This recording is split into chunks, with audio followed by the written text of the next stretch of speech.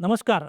मैं डॉक्टर संजय देशपांडे नागपुर में रामदासपेट में सेक्सोलॉजिस्ट करके प्रैक्टिस करता हूँ। पिछले 23 साल से मैं ये प्रैक्टिस कर रहा हूँ। तो इस प्रैक्टिस के दौरान मेरे काफ़ी जगह लेक्चर्स होते हैं, टीवी रेडियो पे चर्चा भी होती है।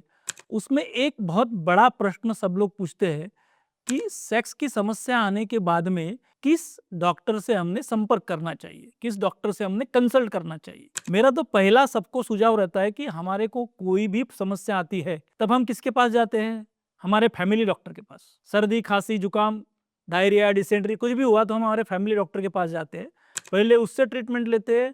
उससे ट्रीटमेंट होने के बाद अगर हमको नहीं आराम पड़ता है तो वही डॉक्टर सुझाता है हम किसी के पास जाना चाहिए।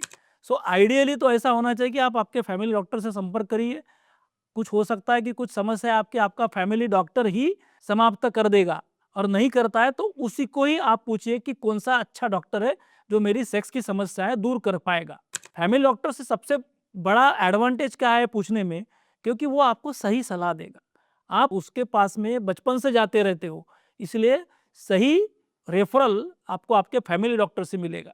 अब ये सही रेफरल क्यों? क्योंकि सेक्सोलॉजिस्ट यानी कोई बहुत ही बड़ा ऐसा कोई जादू करने वाला डॉक्टर नहीं होता। वो आम एमबीबीएस एमडी ऐसी कोई डिग्री लेके आया हुआ डॉक्टर रहता है। बट अच्छा सेक्सोलॉजिस्ट कैसा जानना चाहिए, तो इसके दो तीन वेज है। हम जानते हैं कि सेक्स के प्रॉब्लम सिर्फ शारीरिक नहीं होते, मानसिक भी होते हैं, वैवाहिक भी होते हैं। तो इसलिए जो सेक्सोलॉजिस्ट आपकी बातें सुनेगा, आपको कुछ बातें बताएगा, आपका काउंसलिंग करेगा, समुपदेशन करेगा, आपको आपकी सेक्स समस्या के बारे में साइंटिफिक इंफॉर्मेशन देगा, उसको आपने अच्छा सेक्सोलॉजिस्ट समझना चाहिए। दूसरी और एक बात हम बोलते हैं कि who is a good and genuine sexologist. तो सबसे पहले तो उसकी डिग्री देखना चाहिए। आप एमबीबीएस एमडी की डिग्री है या नहीं है। हर एक डॉक्टर को ये कंपलसरी है कि उसकी डिग्री उसके क्लिनिक के बाहर उसने लगाना चाहिए। उसके जो डिग्री के सर्टिफिकेट है वो भी उसके रिसेप्शन काउंटर के आजू बाजू में पेशेंट वेटिंग हॉल में लगाना चाहिए। क्या वैसे उसके सर्टिफिकेट्स उसके वेटिंग हॉल में मौजूद है या नहीं, ये भी देखना चाहिए। तो डॉक्टर की एजुकेशन क्वालिफिकेशन भी आपको मालूम रहना चाहिए। और तीसरी और बहुत अहम बात है कि डॉक्टर, बहुत बार क्या होता है कि डॉक्टर अपने खुद के पास की दवाइयां देता है। मैं ये नहीं बोलता हूँ कि खुद के पास की दवाई देना गलत है, लेकिन खुद की पास की दवाइयां देने में बहुत बार डॉक्टर का खुद का भी कमर्शियल उद्देश्य रहता है। वैसा उद्देश्य नहीं होना चाहिए। तो इसलिए हम हमेशा बोलते हैं कि अच्छा डॉक्टर कौन होगा कि जो आप प्रिस्क्रिप्शन लिख के देगा। नहीं तो बहुत सारे डॉक्टर्स बोलते हैं कि ये हमने हमारे तरफ से बनाई हुई दवाइयाँ हैं, इसको खाने से बहुत लोगों को आराम पड़ता है। बट हमने एक जानना चाहिए कि ये छोटे मोटे डॉक्टर्स, एक छोटे जगह बैठने वाले डॉक्टर, क्या इनके पास इतना बड़ा कारखाना रहता है कि ये खुद अपने आप से दवाइयाँ बना सकते हैं? तो ये बातों पे विश्वास नहीं करना चाहिए।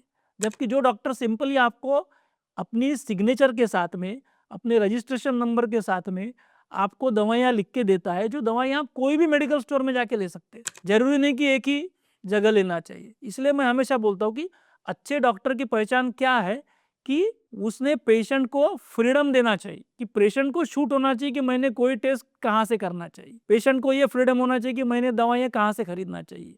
वैसे पेशेंट को छूट होना चाहिए कि मैंने कौन सा डॉक्टर कंसल्ट करना चाहिए।